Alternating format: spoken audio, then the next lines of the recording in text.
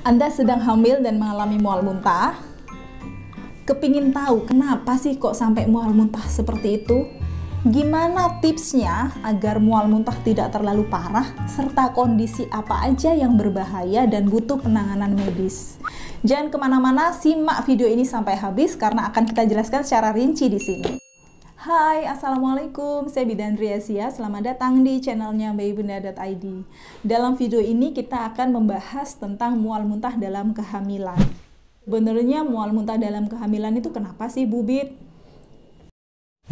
Dalam beberapa literatur, penyebab mual muntah sendiri itu nggak spesifik. Tapi ada yang bilang karena perubahan hormon dan perubahan fisik pada ibu hamil. Pada saat telur dibuahin oleh sperma, dia akan segera menempel di dinding rahim. Pada saat kondisinya seperti ini, tubuh akan mengeluarkan hormon yang namanya HCG atau Human Chorionic Gonadotropin.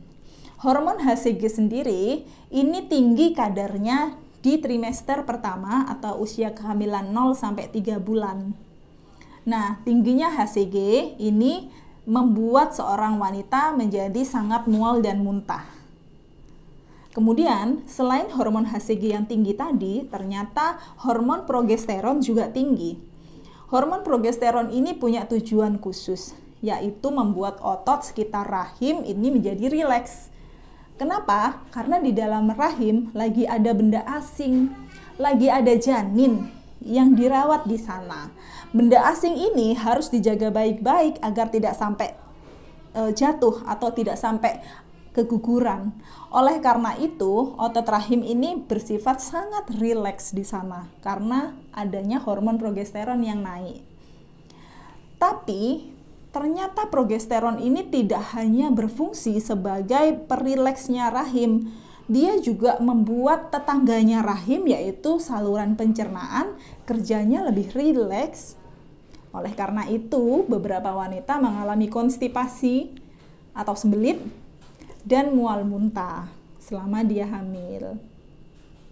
Selain hormon progesteron yang tinggi, ternyata hormon estrogen juga ikut tinggi. Kalau hormon estrogen sendiri ini membuat beberapa organ reproduksi kayak payudara, rahim ini ukurannya makin besar.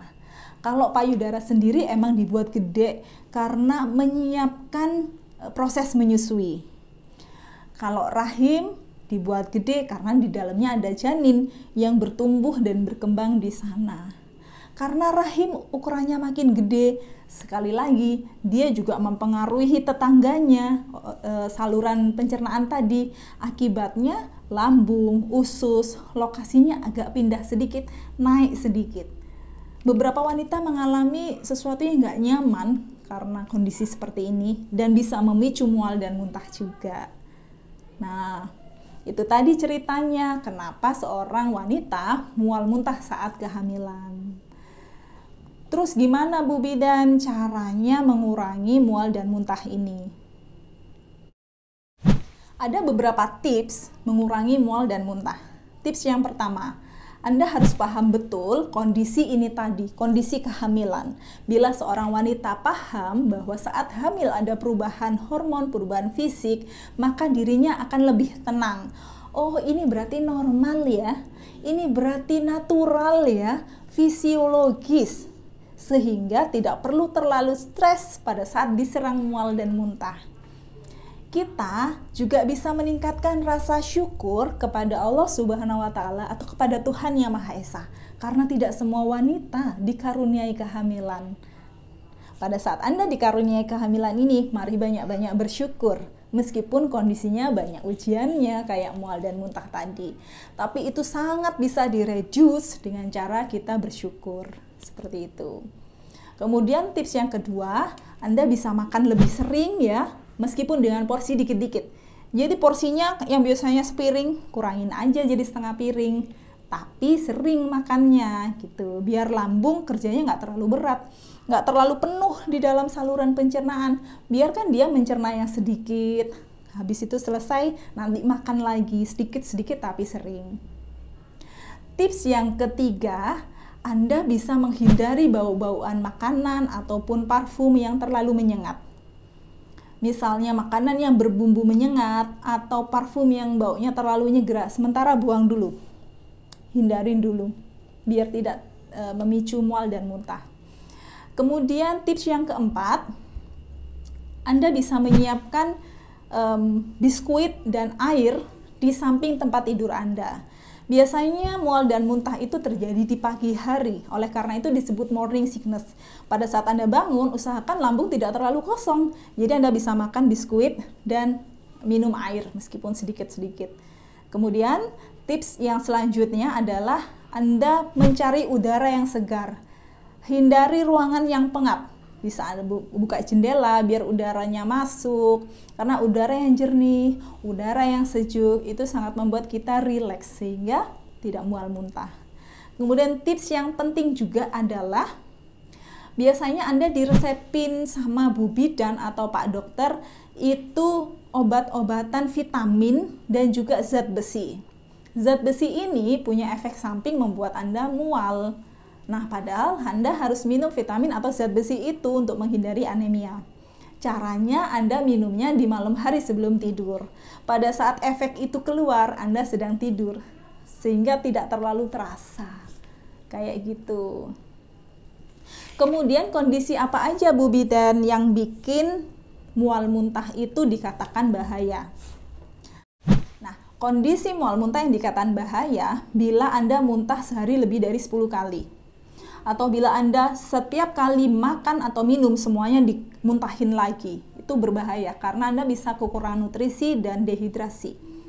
Kondisi berbahaya lainnya apabila Anda pipisnya atau urinnya itu sangat pekat.